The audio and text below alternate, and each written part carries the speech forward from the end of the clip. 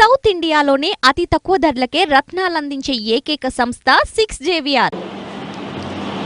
చాలా మంది కూడా కేతిరెడ్డి మీద పోటీ చేయాలని, కేతిరెడ్డిని మాడితే పేరు వస్తుందని, మాట్లాడితే ఫేమస్ అవుతామని, కేతిరెడ్డిని మాట్లాడితే ఫేమస్ అవుతామని చాలామంది వచ్చినారు. పాపం వాళ్ళు మాట్లాడడం వల్ల వాళ్ళకి ఏమన్నా లైక్లు వ్యూలు పెరిగినాయేమో తప్ప టికెట్లు సీట్లు రాలేకపోయినాయి.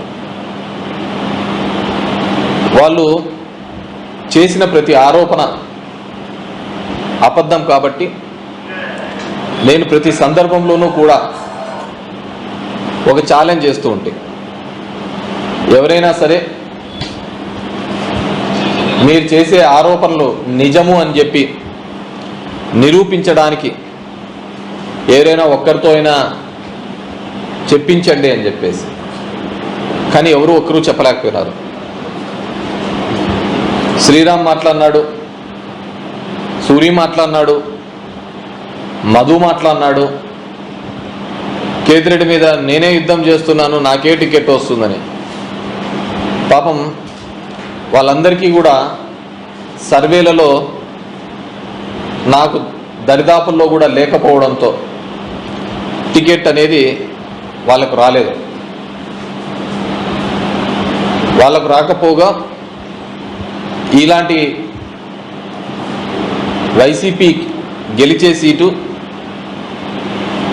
ప్రతిపక్షాలు ఓడిపోయే సీటు ఎవరికొవరికి ఇవ్వాలి అని చెప్పి మిత్రపక్షంలో భాగంగా ఎన్డీఏ పార్టీకి ఇవ్వడం జరిగింది. ఆయన కూడా వస్తూనే తిరగడం జరిగింది, మాట్లాడడము జరిగింది. నేను ఇంతవరకు కూడా ఎవరి మీద ఆరోపణలు చేయలేదు, మాట్లాడలేదు. అది శ్రీరామ్ కావచ్చు, సూరి కావచ్చు, మధు కావచ్చు, ఇంకెవరైనా కావచ్చు. ఎందుకంటే నాకు తెలుసు వీళ్ళు జనం దగ్గర కాకుండా కేవలం యూట్యూబ్లలోనూ ఛానళ్ళతోనే బతకాలని చూశారు. ఆ ఛానళ్ళలో ఉంటే చాలు, మనము ప్రజల మద్దతు కూడుగట్టుకోవచ్చు అని చెప్పేసి ఆలోచించినారు.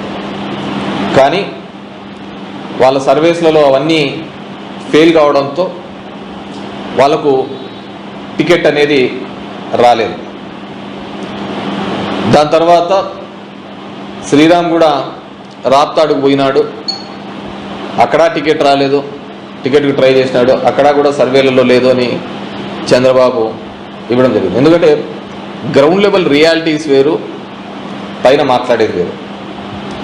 ఈరోజు కొత్తగా, ఎందుకంటే నాకు తెలుసు ఎవరిని నేను ఆపోజిట్ వ్యక్తిగా మాట్లాడాలనేది కూడా నాకు తెలియదు అనమాట. రోజు కూడా వచ్చారని మాట్లాడుతున్నాడు. నామినేషన్లు వేసేంత వరకు, ఇప్పుడు నామినేషన్లు వేసినారు కాబట్టి వీళ్ళు విత్డ్రా వరకు ఉంటారో లేదో నాకు కూడా తెలియదు. మళ్ళీ అది కూడా ఉంది, రేపు చూసుకోవాలా ఇలా సంగతి విత్డ్రాలని. సో నాకు నామినేషన్ వేసిన దానిలో చూస్తే కేతిరెడ్డి వెంకటరామరెడ్డి వైఎస్ఆర్ పార్టీ, సత్యకుమార్ యాదవ్ భారతీయ జనతా పార్టీ, రంగన అశ్వత్థనారాయణ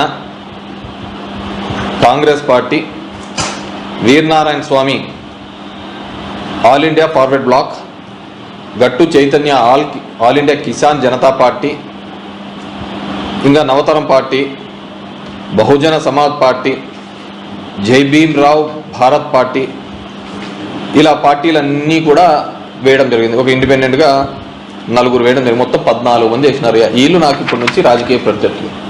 ఈ 20 రోజులు నా పొలిటికల్ జర్నీలో